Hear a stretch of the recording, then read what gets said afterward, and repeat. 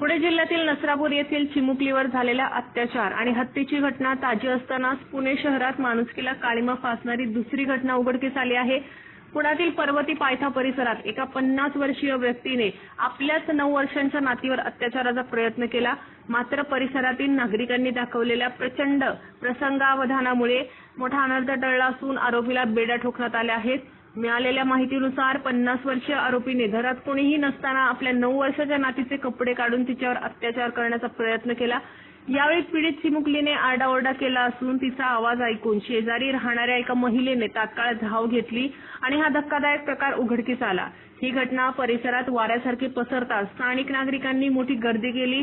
संतप्त नागरिकांनी आरोपीला पकडून चांगलाच चोप दिला। घटनेची माहिती मिळताच पर्वती पोलीस ठाण्याचे पथक घटनास्थळी दाखल झाले। जमाव इतका आक्रमक होता की आरोपीला ताब्यात घेताना पोलिसांना मोठी कसरत करावी लागली।